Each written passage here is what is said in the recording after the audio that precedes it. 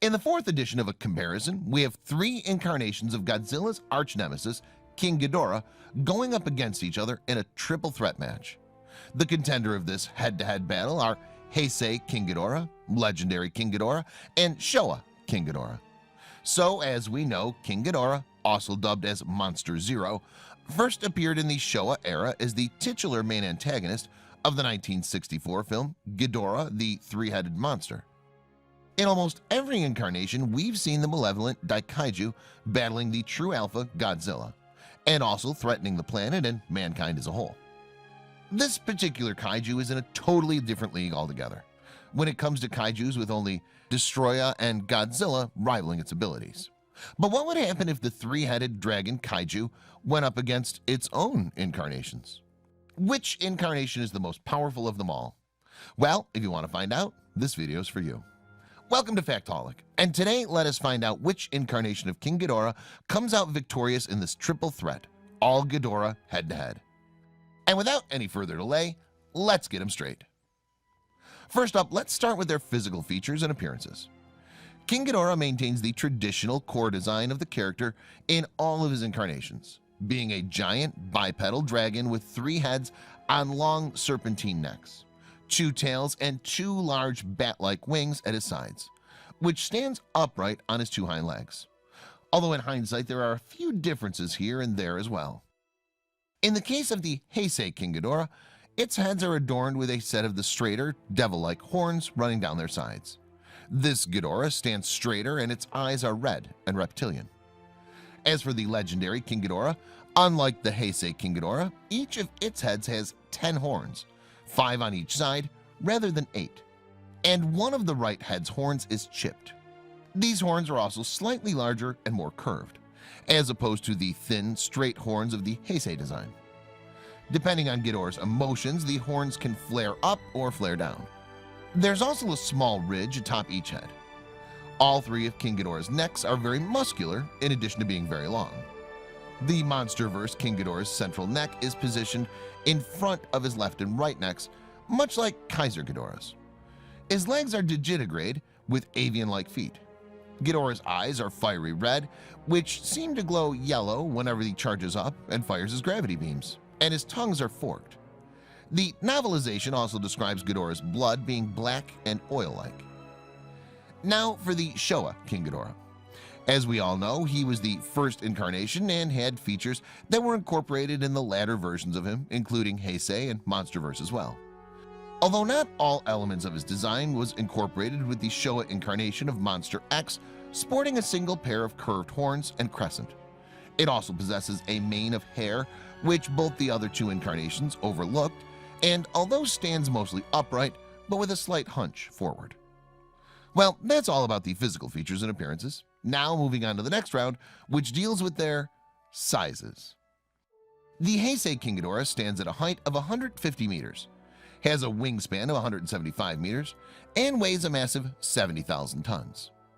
As for the legendary Ghidorah, he stands at a height of 158.8 meters and weighs a behemoth 141,056 tons. Although his wingspan still remains unknown, but given his massive height and weight, you can easily imagine a good 3-digit figure. And finally, the Showa Ghidorah has a height of 100 meters, wingspan of 150 meters, and weighs about 30,000 tons. So with that, the legendary King Ghidorah takes an advantage given that he's bigger than the other two. Moving on to the next round, we'll now compare them on the basis of their abilities. As far as the abilities go, the Heisei incarnation of Monster Zero possesses quite a number of them. These are flight, gravity beams, hurricane winds, constricting necks, and durability. On the other hand, legendary Ghidorah's abilities are Alpha Call, bioelectric nature, durability, flight, gravity beams, hurricane winds, intelligence, oxygen independency, rattling, regeneration, speed and agility, and strength in combat. As for Showa King Ghidorah, even he possesses almost the same abilities as the other two, which include flight, gravity beams, hurricane winds, durability, and magnetic powers. Now the list of abilities clearly shows that the latest incarnation of Ghidorah in the Monsterverse clearly outperforms both the Heisei and Showa incarnations in terms of their abilities. So even this round goes to Legendary Ghidorah, who's dominating over both Heisei and Showa Ghidorah quite comfortably indeed. Now we've reached the final round of this triple threat match, and this will be based on their weaknesses. Ghidorah, in spite of being extremely powerful and equipped with a genetic mutation system, does have a few weaknesses of his own, which revolves mostly around Godzilla. The weakness of Heisei Ghidorah being Godzilla's spiral heat ray and Godzilla's nuclear pulse. While Legendary Ghidorah has only one significant weakness, which is water.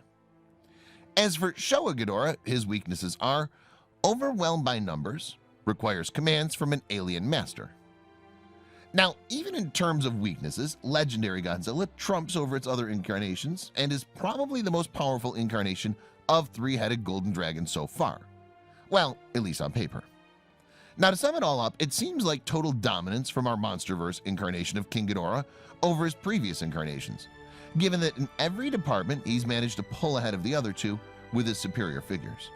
But in reality, it won't be so straightforward. Although in theory it does seem to be a no-brainer that Legendary Ghidorah is superior, but theory may not always be right. However, it should be noted that Legendary Ghidorah caused and moved a countrywide hurricane just by flying, which is no easy feat to achieve, even though the other incarnations also possess the ability of causing hurricane winds using their wings. On the other hand, Showa Ghidorah surface wiped an entire planet of an advanced civilization, Venus, and required the entire roster of kaiju to take him down. Yet with that in mind, the overall power level in the Showa era is considerably lower than other eras.